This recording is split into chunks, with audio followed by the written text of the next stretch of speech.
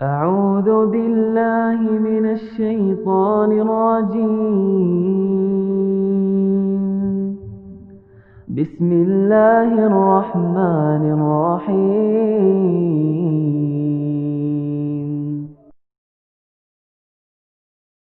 Ibadah antum itu, sholat, sedekah, apa semua, dia bukan cuma sekedar bernilai pahala kita bisa mendapatkan derajat di surga, gitu kan? Bisa memberikan ketenangan jiwa, ternyata bisa memecahkan masalah juga. Terjadi kisah di Riyadh, seorang ibu, kisah nyata di Saudi. Ini di Riyadh ini sudah masyhur ceritanya nih. Antara seorang ibu dengan seorang TKW dari Indonesia. Ada satu ibu sudah divonis di Saudi, operasi kanker dia terakhir sebulan lagi. Kalau tidak berhasil, dianggap sudah mati dari sisi medis. Ini keberhasilannya kecil sekali, 10%, 90% mati orang ini. Sebulan lagi menurut ilmu medis. 3 hari setelah divonis begitu sama dokter, sebulan lagi operasi terakhir, datang pembantunya dari Indonesia. Seminggu pembantu itu kerja, bagus sekali kerjanya. Masya Allah bersihin rumah, masak segala. Tuan rumahnya ini senang. Tapi selama dia kerja seminggu, ada satu perilaku TKW ini, membantu ini, yang selalu membuat tuannya mau nanya sama dia tapi nggak enak. Akhirnya setelah seminggu itu ditanya. Ternyata dia kalau siang hari, habis selesaikan kerjaan semua, habis siapin makan, dia masuk kamar mandi, lama di kamar mandi pembantu ini. Nggak tahu buat apa gitu. Pas dia keluar dari kamar mandi, setelah seminggu ditanya sama majikannya. Maaf saya mau tanya, kenapa kamu ini setiap masuk kamar mandi, lama? Ngapain? Gitu kan. Langsung nangis tiba-tiba TKW itu menangis, pembantu itu menangis. Dia tanya kenapa kamu nangis? Dia bilang ceritanya begini sebenarnya. Sebelum saya berangkat ke Saudi di Riyadh ini, 12 hari, ya sebelum saya berangkat ini, 12 hari sebelumnya saya baru melahirkan. Dan saya punya bayi di Indonesia. Saya lagi susuin. Nah saya tinggalkan karena keadaan ekonomi. Terpaksa saya tinggalkan. Visa sudah keluar, saya melahirkan, saya berangkat.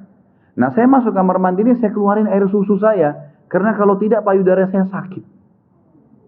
Coba, kalau antum dengar keluhan seperti ini dari pegawai, dari staf, dari orang, apa yang antum lakukan? Perhatikan perilakunya muslimah ini, ya. Majikannya buat apa? Ini ternyata menjadi penyebab, penyakitnya hilang. Apa yang dia buat? Dia bilang, baiklah. Sambil dia nangis, dia dengar ceritanya, dia bilang, baiklah. Dia masuk, gajinya itu 800 real per bulan. Tuannya ini, kebetulan punya duit di rumahnya, diambil dikali 24 bulan, 2 tahun. Ini kurang lebih ya, sekitar 20.000 real sekian, 50 juta rupiah. Dikasih pembantunya, ini uang kamu ambil. Besok saya belikan kamu tiket pulang ke Indonesia. Anggap kau sudah kerja 2 tahun. Pembantunya bilang, nggak apa-apa. Dia bilang, nggak apa-apa. Anak kau lebih penting daripada saya. Urus anakmu, nggak apa-apa. Terus kata pembantunya, baiklah kalau begitu terima kasih. Kata tuannya, kalau memang majikannya bilang, kalau seandainya 2 tahun kemudian habis nyusuin, kamu terfikir kembali, ini nomor HP saya, dikasih, pulanglah. Pembantu kita sudah selesai nih, TKW sudah pulang Indonesia. Kita sekarang berhubungan dengan kisah ibu ini. Apa kata dia? Semenjak pembantu itu berangkat, mulai hari itu setiap hari saya menangis. Menangisnya bukan karena sedih penyakit saya. Saya merasa terharu, susah menggambarkannya, terharu betul dan bersyukur kepada Allah. Bagaimana Allah membukakan pintu itu buat saya. Saya selalu bersyukur terus sama Allah karena saya bisa memberikan, terfikir untuk kasih gaji 2 tahun. Mungkin kalau terjadi pada kita, kita bilang, baiklah kamu pulang aja minimal. Pernah nggak antum terfikir kasih gajinya lengkap semua? Gitu kan? Dia bilang, saya terharu kenapa saya bisa lakukan itu. Dan saya selalu bersyukur sama Allah, saya bisa lakukan sementara memang ini ada vonis mati dekat lagi secara medis gitu kan. Dia bilang, tiap hari saya menangis. Dan setiap kali saya menangis, saya merasa ada satu kepuasan dan keadaan saya lebih baik. Ringkas cerita, tiba masa operasi, ditelepon rumah sakit, disiapin semuanya alat operasi. Ini sudah jelas akan menemui ajal kalau secara medis. Tiba di rumah sakit, dicek sebelum operasi, dokternya duduk setelah cek di kursi lalu bertanya, kamu berobat kemana sebulan ini?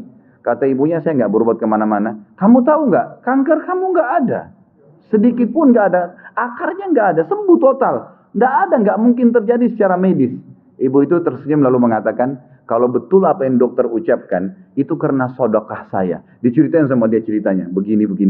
Dokternya jadi nangis, dokternya bilang apa? Subhanallah, yang telah membukakan mata hati saya, ternyata yang menyembuhkan bukan obat sama dokter. Tapi siapa? Allah subhanahu wa ta'ala. Ambil pelajaran ikhwas sekalian. Ternyata amal-amal soleh itu bisa membuat kita keluar dari masalah. Abdullah bin Umar dan Abdullah bin Abbas radhiyallahu anhum ajma'in itu kalau beliau sudah menghadapi masalah dan tidak pecah, beliau keluar cari orang miskin dan sedekah, gitu kan? Keluar bertawassul dengan amal soleh, seperti itulah.